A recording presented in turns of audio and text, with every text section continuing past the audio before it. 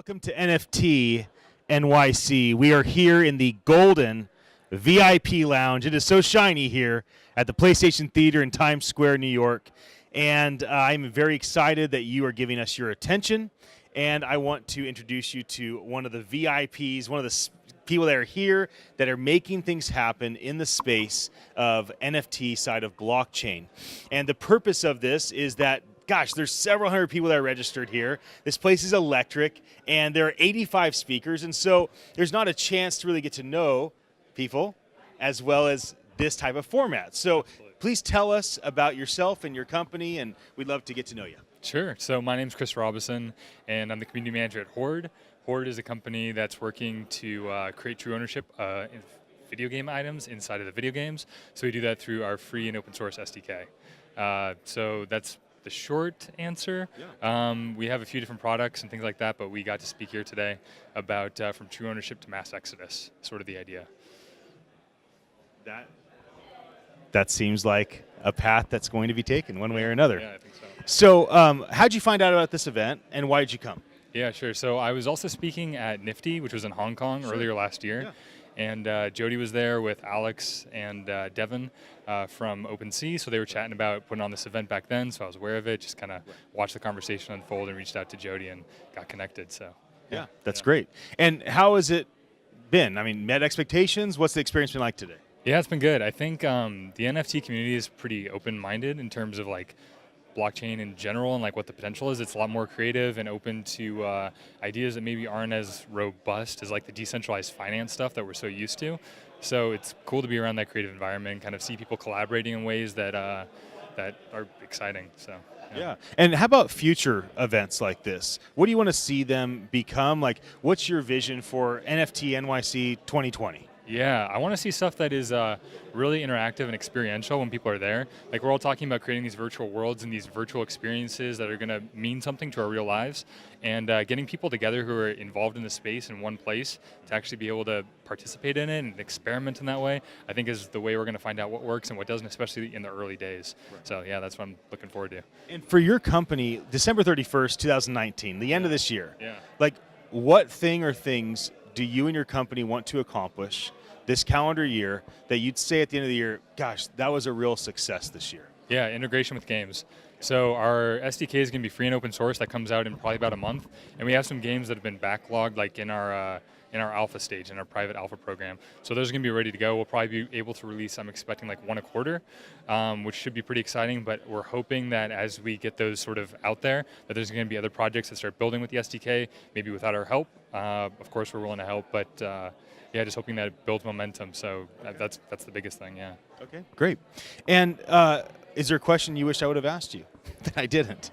Is there something you want to tell us that I didn't set you up to do so? Oh, man. I guess we could talk about like some of the, I like the question, like what you think is going to happen like in a couple years out. Yeah. We could probably even take the whole industry in that direction, kind of like go deep into the future. Yeah, so for context, for those that just tuned in, I'm speaking tonight, doing the final keynote called NFT 2024, kind of 5-year predictions of this industry. And I'm seeking you and all your peers to kind of inspire me so I can absorb everything and then bring that tonight. So let's go out, like 5 years. What are you thinking for this industry?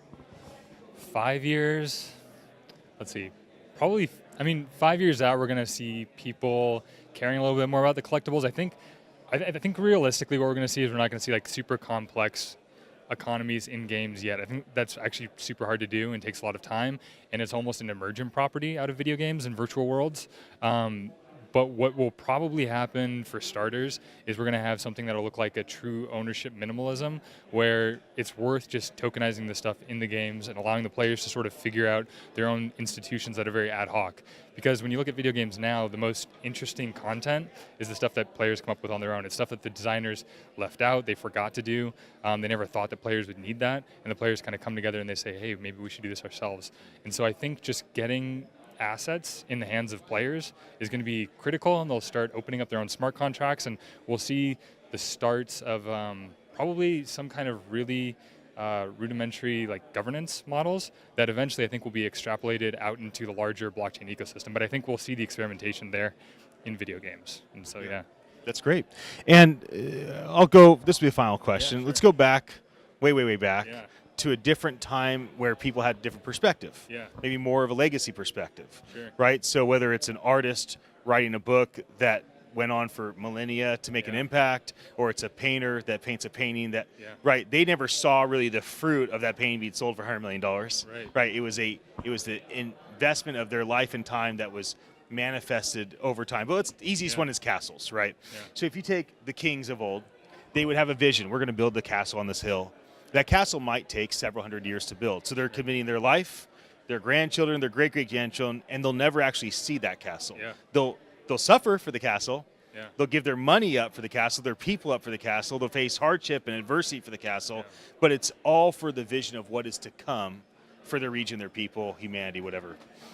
For you, in your career, with your time, what castle are you building and why? Damn, that's a really good question. Yeah, so I just had an awesome conversation over at F Denver this last weekend with some guys over there. And the thing that we were talking about is what blockchain can kind of bring to humanity potentially is something that looks like a trustless society, in the sense that like we worry so often about different bad things that could always happen to us, and what kind of mind does that put us in? It's a very defensive point of view. And so by building systems that are slightly more robust, more democratic, more fair in some sense, where we feel trust in it, or we don't even have to feel trust, I guess, it works. What does that do like across even just a couple generations in terms of like freeing up extra energy to consider new possibilities of like how to live and feel and things like that? So anything that we can do now, like right now we're just working on like the primitives to be able to even make that a possibility for future generations. So that is for sure like something that's worth focusing on. Yeah. That's awesome. Well, thank you so much for joining me. Appreciate it, Ian. That was fun. Yeah. Thank you for your attention. We're going to roll a real clip video and be right back with another interview.